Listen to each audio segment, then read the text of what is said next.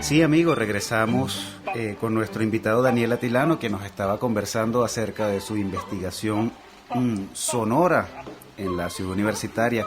¿A qué suena la ciudad universitaria, Daniel? Wow. Antes sonaban muchas protestas, a bombas molotov, a perdigones, ahora no tanto, ¿no? ¿A qué suena ahora? Sí, fíjate, hay un trabajo que yo hice hace tiempo sobre la fenomenología y ahí hice unas de miradas, ¿no? Bueno, mi mamá fue profesora también universitaria y yo hacía un recorrido de la Facultad de Arquitectura a la Facultad de Medicina, ¿no? Yo me acuerdo que yo tomaba una pieza que ella silbaba, que era la Bachiana número 5. Cuando mi mamá estaba en la casa cantaba ópera y esas cosas y bueno, silbaba mucho, ¿no? Y había una en particular que me gustaba, que era la Bachiana número 5 de Héctor Villalobos, ¿no? Precioso. Entonces, bueno, yo llevaba la melodía adentro y entonces hacía ese recorrido. Ese fue mi primer trabajo de paisaje sonoro de la universidad, ¿no? Era hacer el recorrido con esa melodía y cuando llegaba, bueno, mi mamá sabía, ahí está Daniel porque está silbando la Bachiana. Entonces íbamos a comer y toda esta cosa, ¿no? Con ese trabajo yo empiezo a exponerlo a la gente, ¿no? Pero claro, era mi percepción de la Universidad Central que yo tenía, ¿no? Fue un domingo, un día que no había nadie y entonces, bueno, retratar los espacios con esta música, ¿no? Yo le enseño esto a los muchachos y los muchachos dicen, no, profe, eso está muy solo. Sí.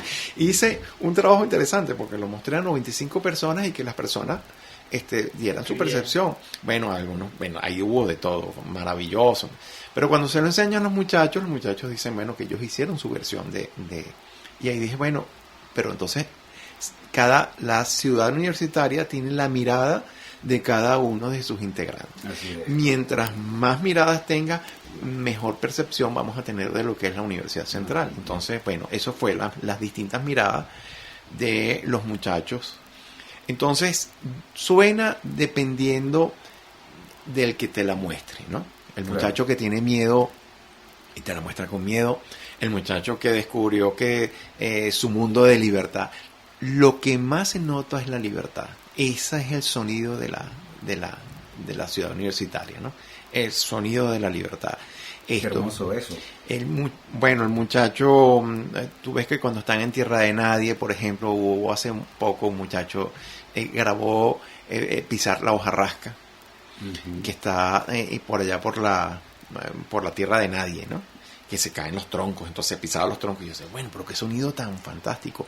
Las guacamayas, graban mucho las guacamayas, sonidos del viento, que hay gente que, bueno, le atrae ese sonido, sonido de la gente transitando en los pasillos, sonidos de clase. Hay gente que se pone hay mucha curiosidad porque tú sabes de humanidades de estas aulas que dan a ese pasillo, la gente siempre le llama la atención que si la gente se distrae o no se distrae con eso tan hermoso. Sí, y entonces, bueno, ¿cómo se logra? Y realmente Villanueva lo logra porque la gente nunca pierde la concentración en estas clases. No se mete el sonido entre las pérgolas y los salones. Pero están allí, entonces la gente iba a grabar eso, ¿no? Y realmente es imperceptible el sonido de afuera, ¿no? Más se oye la clase, o sea que hay una relación interesante allí, ¿no? A mí me llama la atención cómo se identifica un lugar con este ejercicio a través de los sonidos, cómo llegar a identificar un lugar y al mismo tiempo es a partir de situaciones efímeras, situaciones móviles que pueden variar los sonidos. Sí. Y por lo tanto podría variar esa imagen que nos hacemos del lugar según las circunstancias, no sé. Sí, ahí entraría el paseo sonoro, que es otra técnica. Ya. Que es como el espacio itinerante. Vas grabando lo que te vas moviendo, ¿no? Yo hice con un grupo de estudiantes de arquitectura en una materia que se llama ambiente, un recorrido por toda la ciudad universitaria.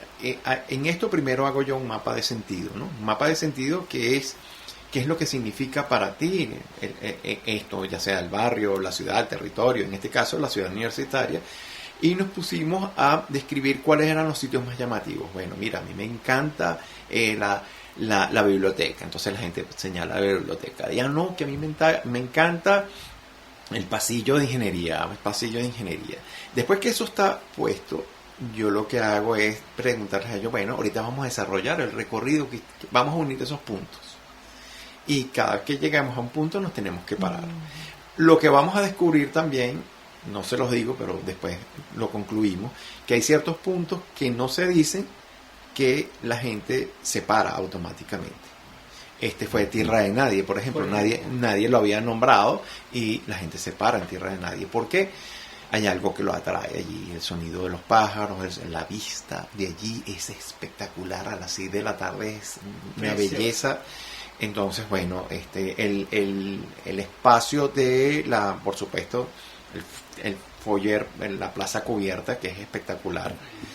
Entonces se hacen recorridos. Bueno, es imposible no tomar la universidad sin pasar por ese espacio. Y la gente identifica, ¿no? Seguro. ¿Y qué pasa en el aula magna cuando está sola? Que se supone que es los duendes. No sé, como el eco acústico. Sí, fíjate. Las nubes.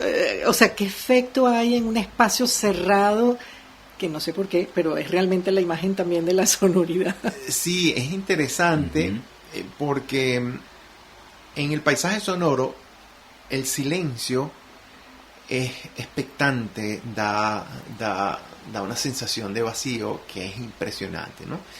Y el aula magna, cuando no está sonando, es un gran vacío. Es un gran vacío. Es un gran vacío, ¿no? Que es contradictorio porque es un espectáculo, pero ya no suena, ¿no? Y además está muy bien lograda acústicamente, entonces ahí casi que no se oye nada, ¿no? Es exactamente lo que yo me imagino, como una suspensión total de estímulos. Sí. Porque precisamente es para recoger el sonido, o no sé si es el término exacto, como sí, hacerlo, bueno, potencializarlo. Ese trabajo hay un amigo mío, ingeniero, se llama José Mujica, que él trabajó mucho el aula magna, ¿no? Newman y Veranier, creo que fueron los que calcularon, ¿no? Él echó un cuento y bien interesante, porque no sé dónde tomó la referencia, pero cuando hacen el aula magna, Calder definitivamente, bueno, coloca las nubes acústicas, ¿no? Y tienen que hacer el cálculo, ¿no? Entonces, bueno, cuando hacen el cálculo, en aquel momento no era con esta tecnología, sino que era con linternas. Entonces apuntaban una linterna y ponían unos espejitos pegados a las nubes, ¿no? Ajá. Y entonces veían a través de eso cómo reflectaba, ¿no? Y ese estudio se hizo ahí en la facultad. Entonces, bueno, hubo que llamar a Calder y hubo que llamar, mire, es muy bonita, pero esas nubes hay que moverlas porque no están haciendo su función. Entonces, porque es arquitectura, ¿no? Claro, entonces había que moverlas, ¿no? Y entonces las movieron, ¿no? Entonces pidiéndole permiso al artista, porque bueno, el artista de esto hay muchísimas historias, ¿no? De esto, ¿no? Allí, bueno, el vacío que se escucha es interesante, ¿no? Un vacío interesante que se escuche, que yo escucho en Caracas, es la avenida Sucre. Nos metimos en la avenida Sucre, que desde el punto de vista visual es disonante, es bullanguera, desde el punto de vista sonoro es un pueblo. ¿De verdad? Es impresionante. Porque a mí me aturde. Un pueblito. Increíble, sí. Porque a mí me aturde la zona. Sí, pero tú te metes y entonces escuchas un hablar caraqueño todavía de antes, que eso es otra cosa que hay que hablar, como difiere el acento de acuerdo. Entonces encuentras un pueblo. Y yo dije, pero Caracas tiene una cuestión con la escala. Hay una escala inmensa, pero hay una provincianismo, si se quiere, dentro de esto. Cuando recorrí eso hasta el museo que se llamaba, bueno, Borges, el Jacobo Borges, el Parque del Oeste, se me ocurre meterme y bueno, es abrumador el vacío, porque además ahí no está tratado como en el aula magna, que es seco, ahí hay un eco, pero el eco del silencio da miedo, ¿no? Porque claro, tú te acostumbras al sonido de la ciudad y cuando sales vuelve, es una cosa interesante, las esquinas se oyen más, los pedazos se oyen menos, los intersticios, la parte entre esquina y esquina, es muy interesante la ciudad en ese sentido, ¿no? Entonces hay un trabajo también que hice con Antonio Esteves, que fue la recuperación. Este fue un trabajo interesante, que es el mundo virtual de Antonio Esteves, ¿no? Que hice con Villanueva, Esteves y Soto. Soto, claro. Esteves musicalizó, ¿no?, algunas salas para el pabellón de Venezuela en Montreal, que hizo Villanueva, que eran de Soto. Exactamente, ¿no? Uh-huh. Es interesante porque en ese trabajo estaban buscando a un artista, bueno, que trabajara la técnica de ese momento. Entonces estaban hablando de Pierre Boulez, estaban hablando, uh-huh. Y creo que fue Ricardo de Sola o fue el mismo Soto que dice, bueno, no debería ser un extranjero, debería ser un músico venezolano. Alguien del patio. Y llaman a Antonio Esteves, que nunca había hecho un trabajo electroacústico.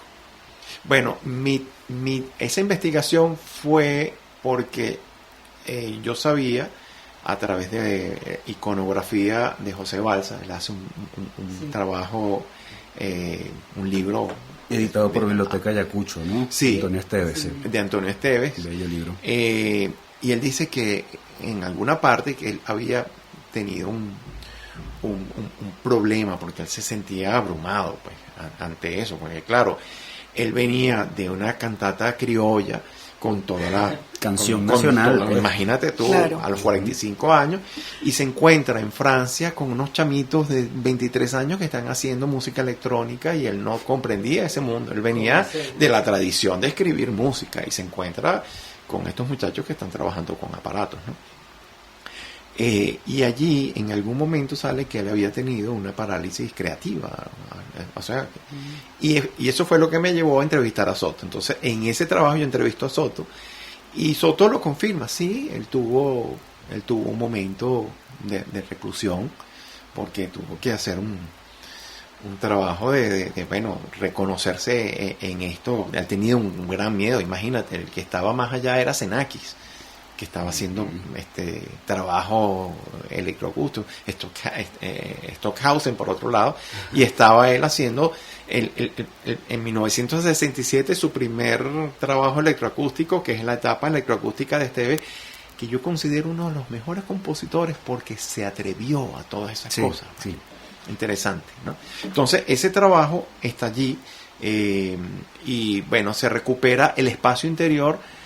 Lo que logró este trabajo fue recuperar el espacio interior de los cubos de Montreal, el cubo donde está el Soto, ¿no?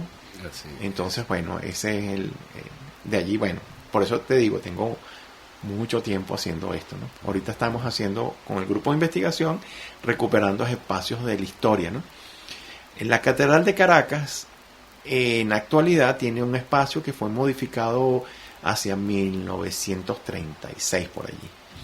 Eso no era así, eso era totalmente distinto, ¿no? Entonces hay un libro de Carlos Duarte y Graciano Gasparini, que recientemente falleció, editado por Ermitano. Ese libro, Gasparini toma el coro a la española, que era un coro que te recibía a la entrada de la iglesia. Entonces ahí había un coro. Entonces esa percepción que tenemos, esa huella histórica, no la tenemos. Y lo que estoy haciendo con el grupo de investigación es recuperando ese espacio, ¿no? Entonces, bueno, allí hay una recuperación y, bueno, se está haciendo un paisaje sonoro de esa época. Ahorita hablamos de eso con más detenimiento. ¿Cómo no? Vamos a escuchar el tema musical Vals perteneciente a la suite Trópico de piano del disco Pequeña Historia de Daniel Atilano.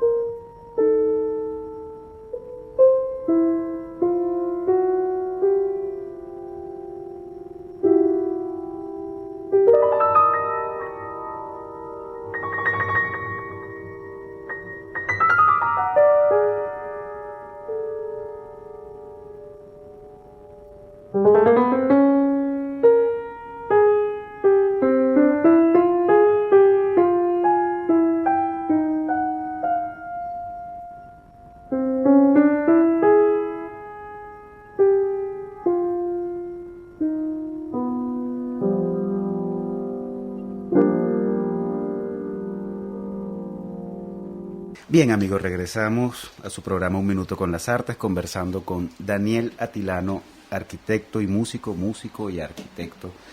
Vaya a saber qué fue primero el huevo o la gallina en el caso de Daniel, ¿no? Retomemos un poco, Susana, esto que dijo Daniel en el segmento anterior. La verdad es que cuando nos cruzamos justamente en el Paraninfo de la Universidad Central de Venezuela, a raíz del acto de entrega del doctorado honoris causa Carlos Cruz Diez, me comentaste justamente lo que me entusiasmó, profundizar un poco en este programa, que es cómo rescatar la sonoridad de Caracas del pasado, que ya no está. ¿Cómo lo logras? ¿Qué estás haciendo para eso? Eso es muy interesante. Primero,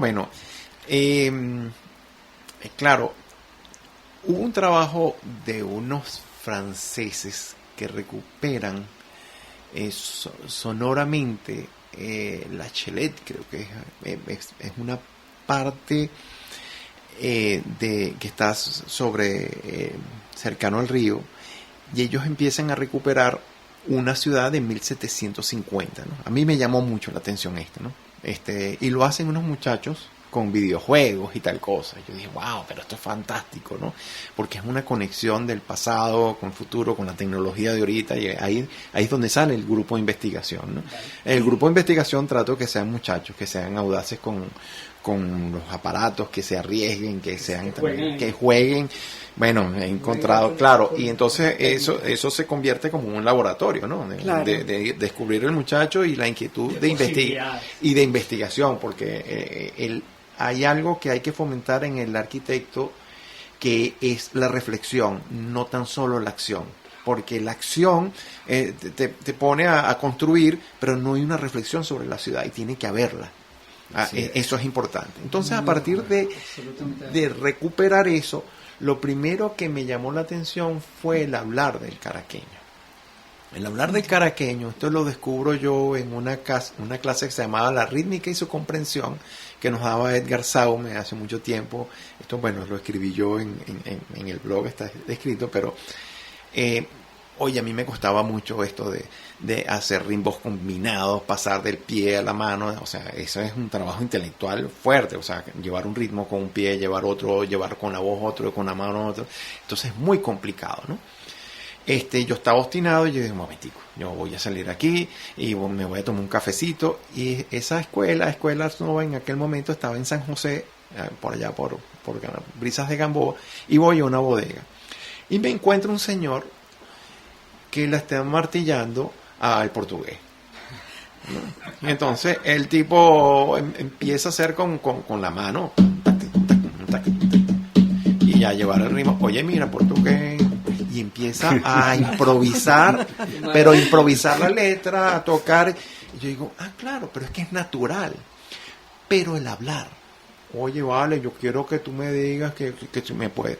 Hay un echar hacia atrás que ya no se escucha. Entonces tú lo escuchas en algunas partes de Caracas.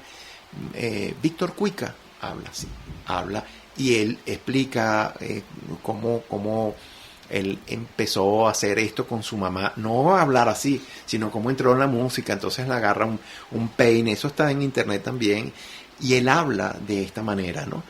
Y dije, bueno, hay un hablar que tiene que ver, entonces eso te lleva inmediatamente cómo se hablaba en la colonia, cómo fue ese acento español que vino, cómo fue esa mezcla, porque nosotros hablamos de una manera muy particular también. Muchos dicen que no tenemos acento, sí tenemos. Pero sí hay un acento caraqueño, sí, hay un acento margariteño, hay un acento, y eso tiene que ver con esas combinaciones.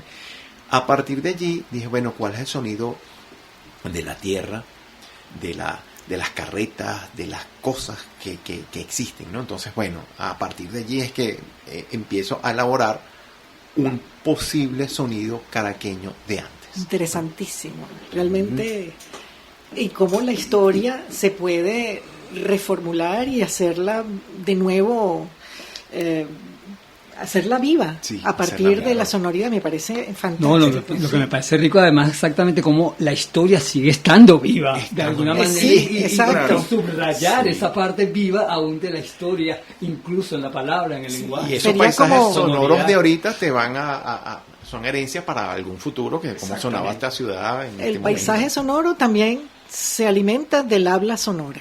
Del habla sonora. Sí. Bueno, entonces veremos cuadros como Nuestra Señora de Caracas de Juan Pedro López, musicalizado por Daniel Atilano, pues una cosa así. Eso puede ser. Daniel, aquí el tiempo es implacable.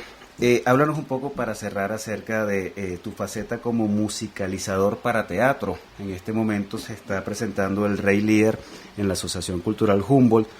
Este es un grupo bien particular, ¿no? El Rey Lear de Shakespeare, versión de Nicanor Parra, nada más y nada menos, el antipoeta chileno, la adaptación de Federico Pacanins, actuación de Jorge Palacios y música de Daniel Atilano, ¿no? Nada más y nada menos. Y la dirección es de Gerardo Blanco, extraordinario. ¿Qué me faltó? Y el primer actor es Jorge Palacios, que es sencillamente espectacular, ¿no?